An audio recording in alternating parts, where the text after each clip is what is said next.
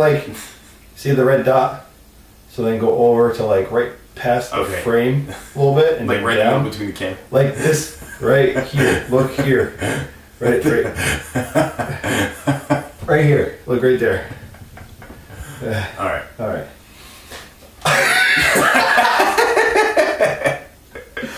Oh my God! Please don't put this in. What's going on, everybody? What's up, people? We're back again. We too. Deuces. Yeah.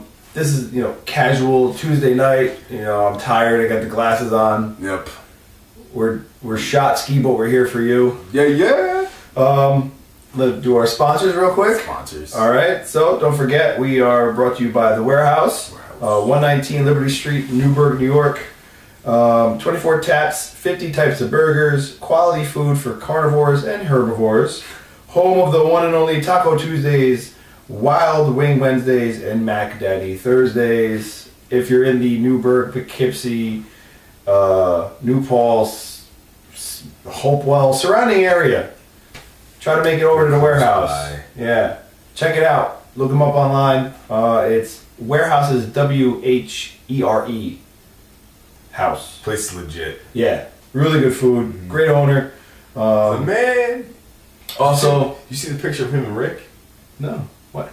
He didn't show you? No. He went to like this event thing in like Louisiana or something. He got a picture with Rick. I think so. Or it was like a Walking Dead. Dan? Yeah. The owner. Yeah. He's got a picture with Rick. Well, we're gonna have to go shake him down. He gets around all the time. Love you, Dan. Yeah.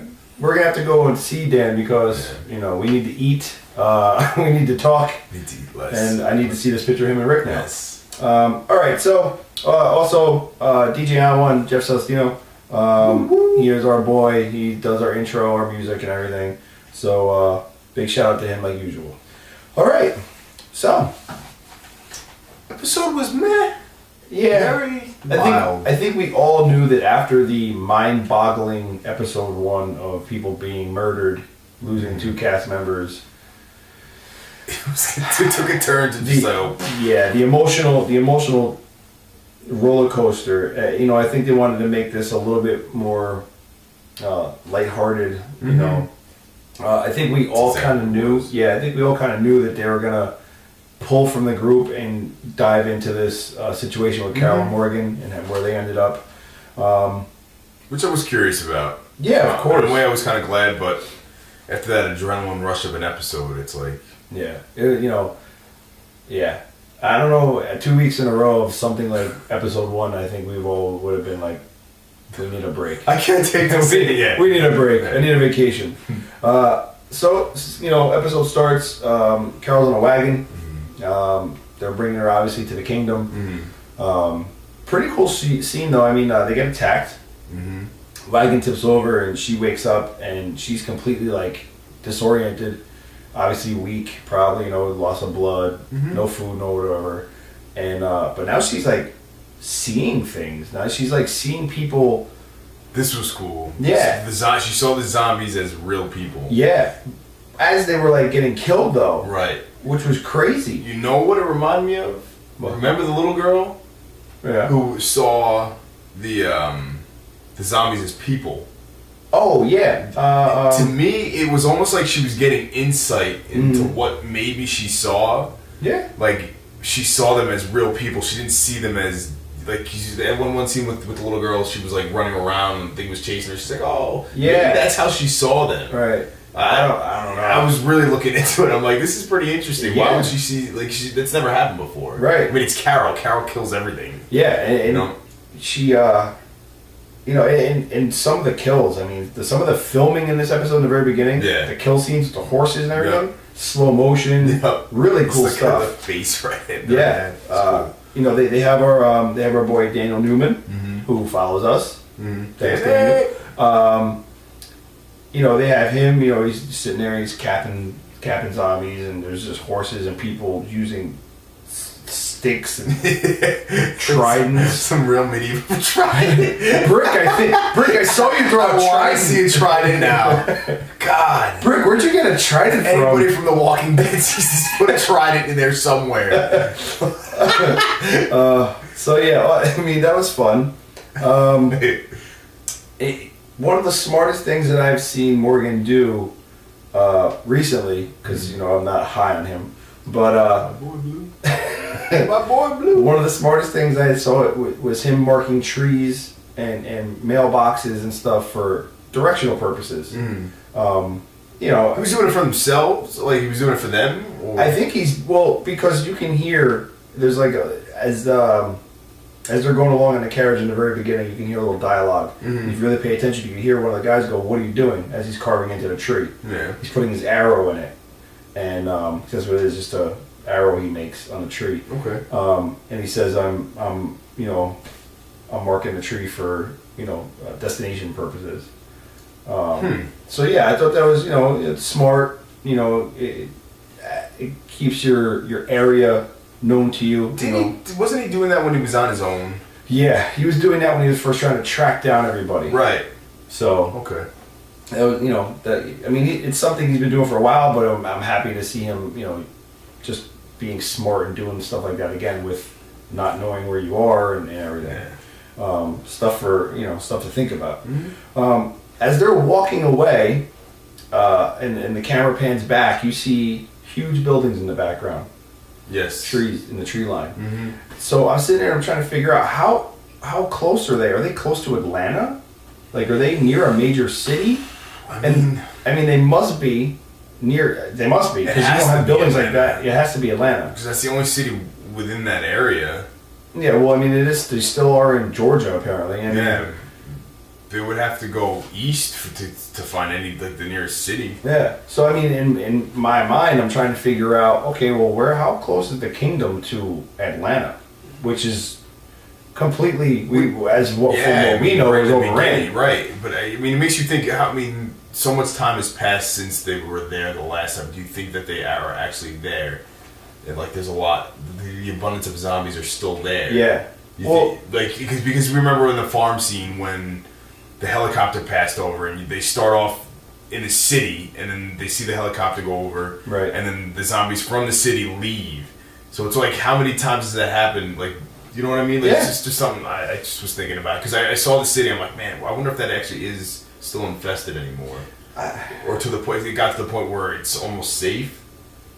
The time lapse wise, what is it? It's 3 years. I think it's got to be at least 3 years. Yeah, at least 3 years.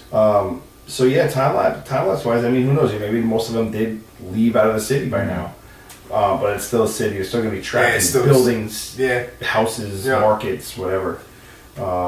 As we find out later in the episode, though, we'll talk more about that. Carol finally wakes up. Yep. Morgan's there. She wants to know where they are or whatever, and this and that, and then that's when Morgan takes her on a little stroll through the kingdom. Looks very well organized, very put together. They have gardens. It looks like they have plenty of people. They have farm animals. They have horses. They have everything. It looks very, very well established. It looked almost like what was the name of that town with the governor? Woodbury. Yeah. Shades of that. Way more advanced. Way more advanced. It just had shit. I just popped into my head when I saw it. But Morgan's explaining to her the whole thing about where they're at and whatever. So he's bringing her to meet the man in charge.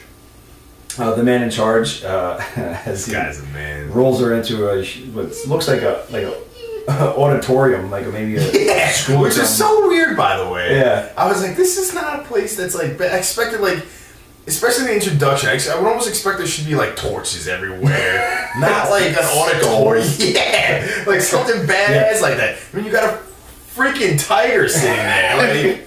He's chilling on a school stage. Yeah, school stage. Yeah. I guess it's King Ezekiel. He's low key. That's bad presentation, man. But yeah. I'm sorry. You No, it's alright. King Ezekiel. He rolls her in. He goes, I forgot to tell you that he has a tiger. Small detail. Yeah, it's a tiny little thing. 500-pound tiger. Yep. It's just sitting there. Beautiful. Beautiful tiger. I'm a big fan of tigers. I like tigers.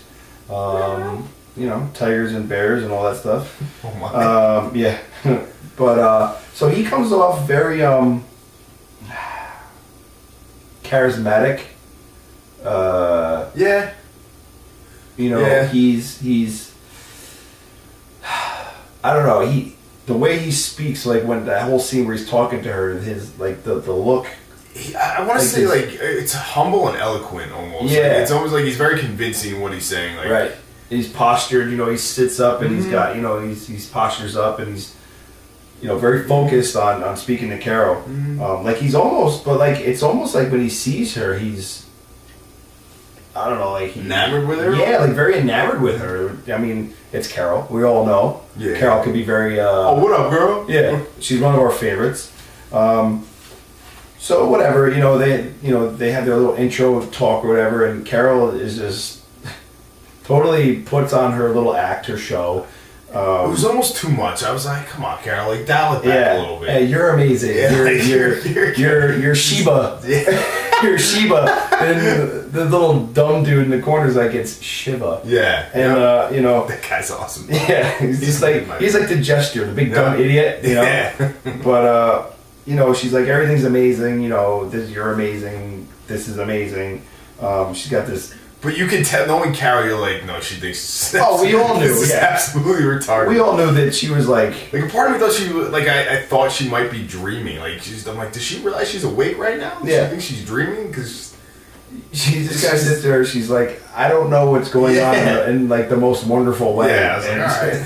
It's like, she on something. Like, yeah. So we all know it's an act, and of course, as after they're done with the introduction, she denies, her basket of fruit, the pomegranate and everything. Have you ever had a pomegranate before? I have. Good, right? They're amazing. Yeah. They are worth the work. Yes. They are. They're messy though. Yeah, a little bit. So yeah, basically, after they leave that, she here comes the real Carol. She looks at Morgan and she's like, "Are you fucking?" She's like, "Are you kidding me with this?" Which is such a classic interaction with them because I feel like that in one line, it's like it sums up their whole relationship. Like, are you serious, Morgan? And she's like, what? She's like, this is like a playtime. She's like, this is like imagination world. Yeah, but he was because I almost didn't take it seriously because he's like, the realm and the kingdom. I'm like, bro, you were on like Fifth Avenue and you have just houses around you and buildings. It's like, what are you talking about? The realm. Yeah. It was like shades of like, I don't know, what is that show? It was like, Game of Thrones. It was like Knights of like King Arthur or some shit. Like, what's happening right now? Taketh from the well, replenished thy well. So, so Carol pretty much starts going off on Morgan, like usual. Yeah, per the usual. And she basically says, "Listen, once I have my opportunity, I'm out of here. Peace. Don't try to stop me or whatever." And Morgan's like, Morgan, classic Morgan. "Oh, I'm gonna have to stop you. I have to protect you," and blah blah blah. And she's like, "What are you gonna do?" She's like, "You're gonna tie me up like that wolf." And I was just like, "Ooh," I was like, "Burn." She's like, "You can't, you can't do that. You can't tie me up. You can't, keep me here. And we all know you're not gonna keep Carol there." That was a nice little sequence between those two. It's classic. Yeah. So we get to now the scene where they're in the city, and from what we think is the city, it looks like, and they're they're chasing pigs. Yeah. And they're getting them all huddled up and herded into like an area where they have a zombie tied up, and they get him in there, and they let the pigs eat the zombie, which made me a little sick. Yeah. I didn't want bacon, ham, or anything for the past couple of days. Basically, this guy Richard, who seems to be Ezekiel's right-hand man, says that he says to Morgan, like, no one is to know about this. Like, no one's to know about any of this. And Morgan's like, you mean about the pigs? Because Morgan asks, he's like, why are you, we're herding them together, fine. Why the bait? Why the zombie? Why the walker? And he's like, because I want their bellies full of rot. And it's like, right when he said that he wanted the pigs to eat it, and he wanted, and it, like this light bulb went off, and I started tweeting with everybody, and I was just like, Kingdom is trading with the Saviors already. Like, this is something that's been going on. So you figured that out immediately? Yeah, as soon as he said he wanted the bellies full of rot, I'm like, why? And I'm just like, there's only one feasible, like, you wouldn't be taking good edible food that you could use in your own people and feeding them zombies. Which makes sense. I just thought there was something they figured out, like, that nobody else did, but yeah, well, I mean, over time, I guess I was just thinking about it, but that would make sense. Yeah, I mean, number one, pigs will eat anything. Yeah. All right, so like, I'm not sure even, I don't know what they think, what the thought process is behind them letting eat the zombies. You are what you eat. Yeah, I mean, you are what you eat, or maybe some way, somehow it'll I don't know, because they're gonna cook it, right? So I don't know. And was it you that brought up? Remember when foot, the Rob's leg? Yeah. When they cut off his leg and they cooked it and ate it. Mm-hmm. The people from Terminus. Yeah. And so it's like I don't. It's almost like it's already been proven that it's not gonna turn them or give them a virus. I mean, they already have the virus to begin with. Well, everybody does, yeah. So it's not. I guess if you cook it, you're not going to get it. Yeah, I mean, maybe they know, maybe they think that it'll give everybody some kind of food poisoning and wipe them out, or maybe they're telling them they're organic pigs. No, it's all fresh organic food. Yeah. So yeah, I mean, we'll slap this label on it. It's all organic. USDA. So yeah, maybe they know something we don't. Maybe they're gonna wipe them out with some kind of swine flu. Who knows?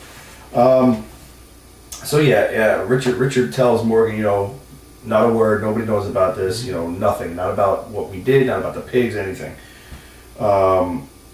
So what I was thinking, because later on, well, actually, you know what? I'll hold that thought. I'll hold that thought until we get to it.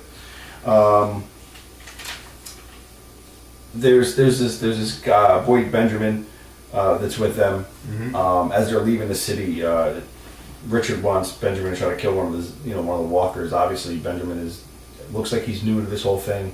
But he doesn't look like he's young. Not young, but he's like probably late teens, early 20s. I'd say early 20s. Yeah. But I think he's just inexperienced as far as training goes, or whatever. Because we come to find out that Ezekiel wants Morgan to train him with the staff, because he's failed with the firearm, with the knife, with weapons and stuff like that. So, Morgan agrees, and that makes King Ezekiel very happy. Oh yes! You've made the kingdom happy once again. So I can't with this. But he was hesitant to say yes at first. Yeah, he was. Why? I'm not really sure. Maybe it's because he never trained anybody before.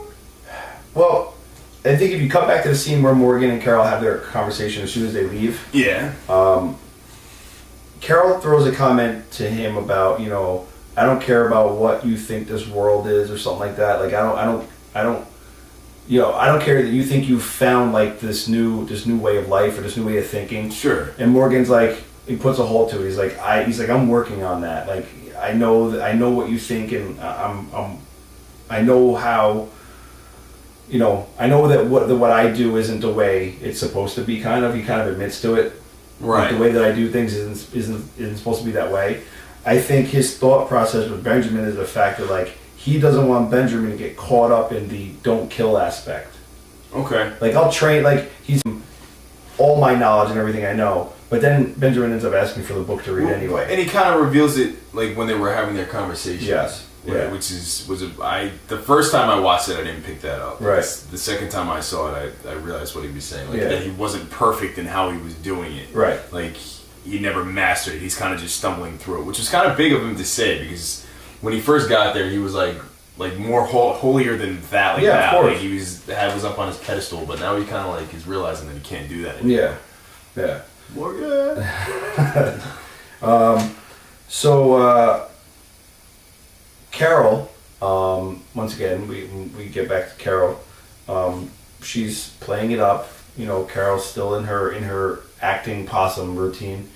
She's talking about one of the local people in the village or whatever, and she's like tearing up over Cobbler. Like, it was almost annoying. I'm like, come on, Carol. But then she goes and just like, hey, I'm just gonna stick this underneath my blanket.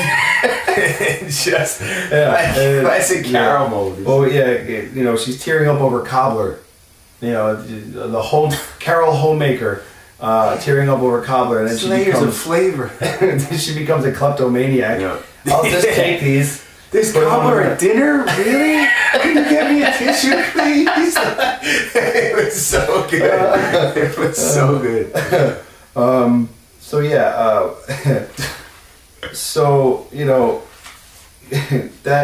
That's just Carol. That's what we all know and love about Carol. All what we know and love about so her. Many layers. Because we all know that she's not sticking around. Yeah. She already made it well known, and to Morgan that she's out. Getting back to the whole pig thing, and the trade that Ezekiel, we find out that the trade is with the Saviors and Negan's people, with the pigs and everything. So they're at this meeting, and the meeting, whatever, they take the pigs, and Richard, throws this little, I made sure they were nice and plump for you. Fed them really good for you, whatever, this and that. And they were like, well, that's just great of you, thanks, And I'm sitting there, I'm like, don't eat the pork. Don't eat it. God. Man, how pissed would you be? Ace Ventura. That's what I'm saying. Woo! Yeah, that's what I'm saying, man. Like, I think it's the pate. Yeah, no, that's zombie-filled swine you just ate. Yeah, no. So anyway, the whole transaction goes pretty well, except for towards the end, there's a little fight that breaks out between Richard and one of the Saviors. Which is kind of a show of power almost. I mean, you saw the Savior guy, and he was very just clumsy and just wanted to. Right. But the other guy was very calculated, and I guess you can kind of say before he threw his hands up or Ezekiel said to stop, he was kind of kicking the shit out of him. Oh yeah, had him in a headlock. Yeah, he was giving him a noogie and stuff like that. It's like, you crazy bastard, crazy baby, you silly little long-haired freak, silly bitch. So yeah, that whole thing breaks down, and then so as they're leaving, he tells Ezekiel and this guy, he's like, next week is produce week. He's like, so produce, and. I started thinking, and I turned and I looked at you, and I'm like, do you think that they have a separate garden and like fruit that is just for Negan and his people? Do you think they're chumming up and churning the ground with some walkers to fertilize the soil? They have to be doing something. I mean, to go through all that, I mean, I guess with animals it's easier. Yeah. But I would have to say they would do. You think they got like a walker garden? Like don't eat that. These carrots are like brown. Like it just don't eat those vegetables. Eat those vegetables over there. Yeah. Slap the organic label on it again. Oh, God. So yeah, I mean, I just got me thinking. I'm like, I really wonder if they have like. I feel like they would have to if they went through all that just for the pigs. They would have to, or just like not use as much TLC with it. Like, yeah. I mean, maybe they're pissing and crapping in the fucking dirt. Ooh, that's a good one, dude. If you gotta go number 2, use that garden over there. Number 3, 4, 5. Dude, this whole section over here is for Dookie. Oh, this is Dookie, man. Yeah, that's a good one. Yeah, maybe. Hey, you want to take half of my shit? Yeah, I'm gonna shit on your shit. I'm gonna shit on that. You're gonna eat my shit. I'm gonna eat shit on that. Yeah, that was I didn't get. They treated them like almost with respect though. Ezekiel and I'm saying like the saviors towards Ezekiel, like they treated him with respect. Like they almost were like he's never done wrong by us, and which was weird to me. And listen, the guy's feeding you. Yeah, half of his stuff. But it's through fear. It's not through anything else. You know what I'm saying? But there was such a respect factor from the older guy, not the younger asshole guy. Right. That started the fight, but from the older guy. Right. There was. I just felt a level of respect there, and I didn't get that. Not necessarily that they would get it from Negan, but from him it was like, it's a little weird. Yeah, I think it's more of I don't him. think there's any relevance to it, but I think it's just him playing the part. role. You know what I mean? Like playing that part. They could catch more flies with honey than vinegar or something like that. What's that saying? More bees? bees with honey? Yep, Okay. yeah. It's late. Flies. Damn it. You catch flies with shit. You get honey and bees, and then flies with poop. There's our lesson for the day. Yeah. Here on Sesame Street. Kids, if you want to catch flies, use a pile of shit. Don't use mom's honey. Don't listen to it. Don't use mom's honey. Yeah. After the we have now we talked about Morgan and Benjamin. They do their training together, and you know Morgan's helping them learn the staff and all that stuff. I don't think it was going well. Yeah, looked like he was doing pretty good. They end up having like a lunch together or something like that, and there's a mention of a fight. Okay, now if you pay close attention, Benjamin shifts over a seat, and he gets closer to Morgan, and they're talking, and he says, you know, the reason why Ezekiel keeps everything a secret, that the trade with Negan's people and the saviors and stuff, is because Ezekiel's afraid that the people will fight. And, and he's afraid that they'll lose. He's like, you know, he's afraid that people will fight, and he's afraid that we'll lose. You know, we'll definitely lose people, but, you know, we'll lose more than that, possibly. So, you know, Morgan seemed kind of intrigued by that. And, you know, that kind of opens up this window that'll happen later on where Rick asserts himself into the kingdom realm.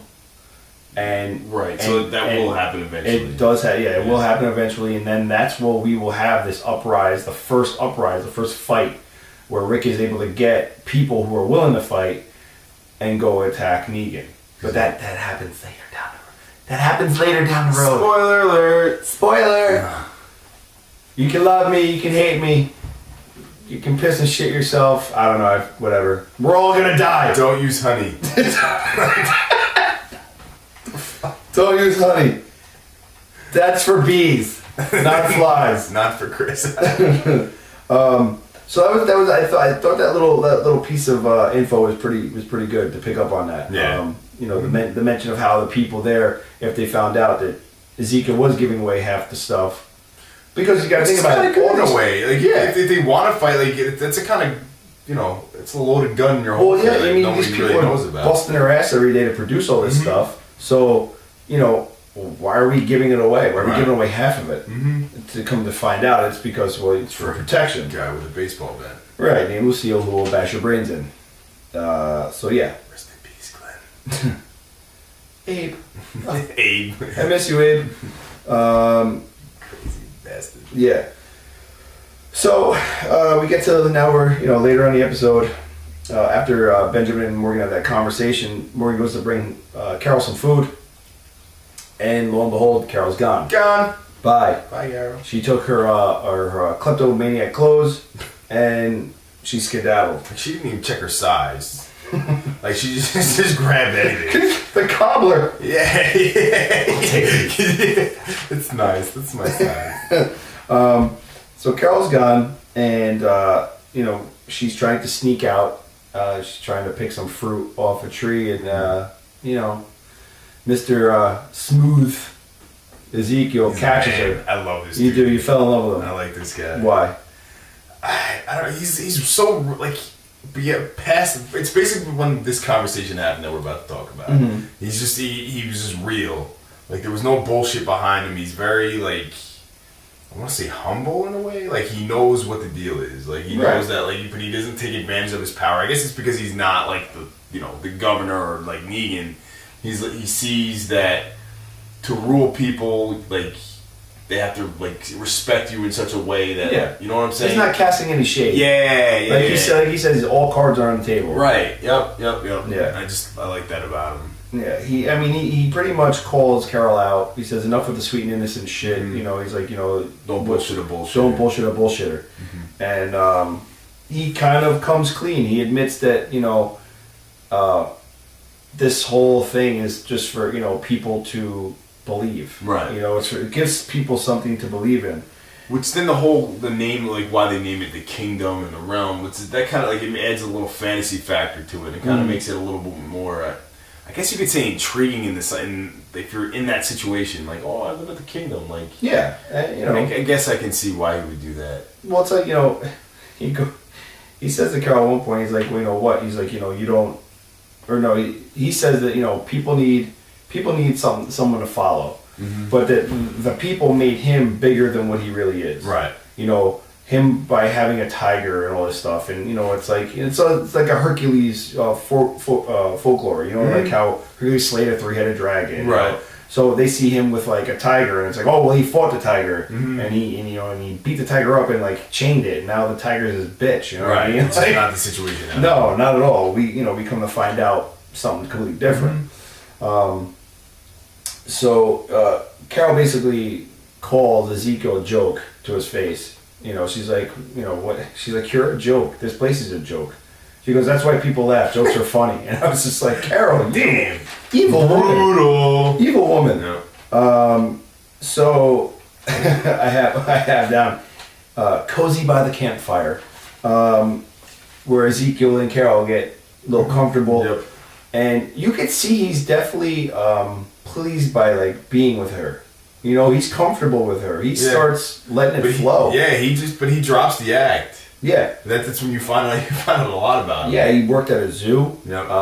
And that's how you find out the little backstory to Shiva. Mm-hmm. How she was injured in the last days before everything happened. Her arm was torn pretty bad, bleeding. And he took a chance and jumped in and helped her. Yeah. Mm-hmm. And he said, since then, she hasn't shown a tooth in my direction. Mm-hmm. And my favorite part was when the whole voice changed, like his accent was gone. Yeah, I'm like, oh, is this guy from the south side? Like it became like the whole thing just came down. I was like, and he's like, yeah, I took acting classes or so. Or he was in plays or something like Macbeth and stuff. So he just keeps it going. Yeah, he was basically a community actor back in the day. So he becomes like Kojak all of a sudden. He's like, yeah, girl. Yeah, what up, Sugarfoot? What up? What's up, big girl? Sugarfoot. Yeah. What up, big girl? Yeah. So, so he becomes, all cards on the table. He lets it flow and reveals who he is to her. And she, after all that, after everything the guy does, she looks at him and goes, I don't care. Cold. I was like, I was like, damn. He called that like, for real? Like, nothing? I was like, you are cold. So cold. So, yeah, that's just, that's who that's Carol. She's conditioned for this. Exactly. She's got her own agenda. Mm-hmm. She's got exactly what she wants to do already in hand. Mm-hmm. And she's not putting her cards on the table because she's playing her cards. You know what I mean? She's playing each hand, each card, and that's just how she operates. Yeah. But the offer he puts on the table was, I didn't understand what he was saying at first. He was saying like, because when she was going to leave, what did she say? He's like, what if you leave but don't actually leave? Yeah, leave without leaving. Yeah. Yeah. Which was interesting to me. Yeah. I didn't really understand what that meant. Like, you can be off the grounds. Like, leave, be off grounds. Right. You don't have to be under my rule. Yeah. But, just stay around. And I think that, kind of, obviously from what we found out, she didn't mind it. Mm-hmm. Carol right now, we're dealing with a Carol who is still really broken. Angry, I think, at the fact that of what did happen to her, being caught, being shot, and everything, after wanting to leave and not really wanting anything to do with killing anymore or anything. Mm-hmm. The first group of people she runs into is the saviors, and she ends up mowing them down. Pretty much saying like, I don't want to, but don't make me do this. Yeah. And so we're still dealing with a pretty broken Carol who's trying to figure out. I think right now she's trying to figure out what chess piece she wants to be right now in this world. Okay. That's the vibe I'm getting. She's never gonna be a pawn, so. No, but I just think right now she's trying to really figure out where am I? Where do I where am I in this whole thing? Where do I really? And I think that's why I think that the whole proposition where they actually ended up was perfect. Mm-hmm. Was perfect. Yeah. Because I mean, she ends up. So like you said, Ezekiel and her, he gives her a little offer and she takes it. She ends up going back to the house that she saw in the very beginning of the episode, where she envisioned the old woman telling her to come. Oh, right. One of those visions. Yeah, and it was the zombie. Yeah. Yep. So she ends up going there. She the old lady skadoosh buries her. Very nice. Skadoosh. So yeah, I mean, now she's got her own little house. She can bake her cookies and all that stuff. Morgan's actually right when they first get there, they have like a little moment, Morgan and Carol, where they arrive at the house and Carol looks at Morgan and she's like, it's a good thing, like 10 more minutes and I was about to regret never shooting these. Yeah. There's a funny little thing between those dudes. Yeah, because Morgan's like, well, you were one of my favorite. What did he say? You were one of my favorite people that I ever knocked out, or something. He's like definitely top 2 or 3. And I was just like, so that's like it was lighthearted. It was fun. Kind of like they were forgiving each other. Almost. Yeah, they have a weird relationship. Yeah. They're working on it. They're working on it. Seeking counsel. And then right at the very end, she's in her house. She's doing her little whatever. There's a knock at the door. Did you go like, oh shit, here we go? Yeah, well, because she's feeding a fire, and I'm thinking, well, there's smoke rising through the air now. Right. So somebody definitely sees it. That's what went through my head. Yeah. And I was like, oh, here we go. Yeah, so, because she's got like this panic look, and you see her reach to her waist, and I'm like, well, all right, she's got her gun or a knife or something. And then you hear Shiva roar, or growl or whatever. Yep. And she goes to the door, she opens the door, and he offers her, he's got the pomegranate in his hand again. So, I was tweeting out and talking with everybody. I was like, in the comic book, Michonne and Ezekiel have a love affair. Mm-hmm. So, my question to everybody was, well, what do you think? Do you think that they're gonna, because obviously Michonne's with Rick, do you think that they're gonna have a Carol Ezekiel love affair? Like a swap almost. It's because with the comic book, I guess. Yeah, they change. They change stuff. I can see that. They go by the book, so to speak, to a certain extent. So, and just from like the very first meeting, like I said, when they first met, when Ezekiel sees Carol for the first time, he's just enamored, looking at her like this. Just she's in a wheelchair. I have a comment for that, but I'm just gonna put it to the side. Why do I know what you're gonna say? That is for another conversation. Why do I know what you're gonna say? Completely off camera, and that'll never. Yeah. So anyway, we get a little tiny sneak peek into next week, where they shift back, and it goes back to the chaos. Yeah, it goes back to the chaos. It goes back to, I believe Negan's little area there is called the Sanctuary. Mm-hmm. They show Daryl. It looked like they were trying to break him almost, like trying to they said like he was in a psych ward, right? Yeah, like a white jumpsuit. He was saying like you don't scare easily. Right? Negan said that, but obviously they cut different pieces. Yeah, you know who's saying that. Yeah, too. But it looks like they were trying to. Yeah, because he's in like a white jumpsuit, and it was what's weird is you see Dwight kind of like protecting him in one of those cutscenes where they're walking down the hallway and Negan comes, Dwight grab him and like pull him down to kneel, like kneel. You know what I mean? As he comes by. And I'm like, why is Dwight doing this? Like, you're an asshole, but now, I don't know. I kind of feel like Dwight,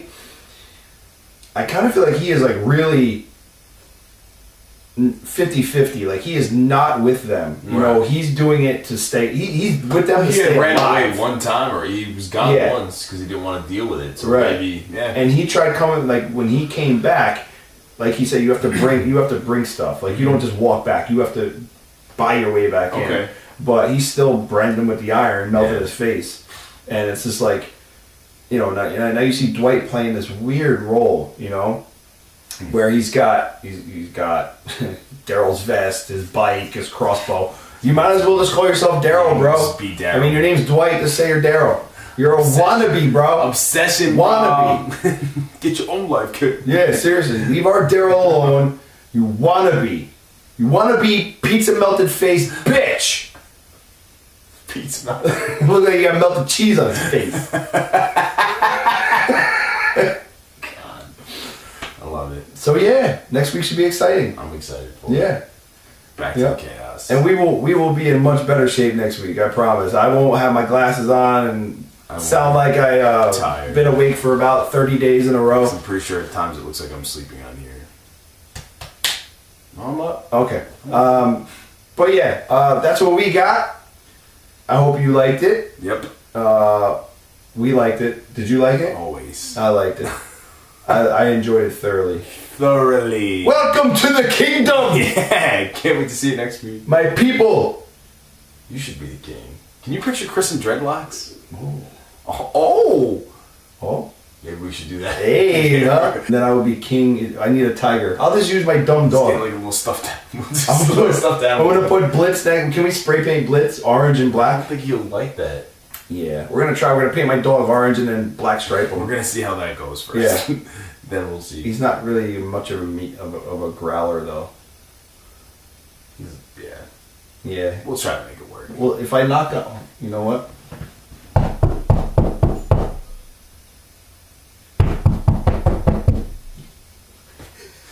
He's barking.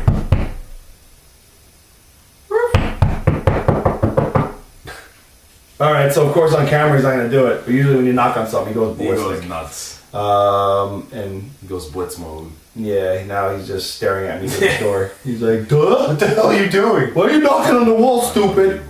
Anyway, enough of wasting your time. Peace out, everybody. You keep being you. We'll keep being us. Woo! Later. Later.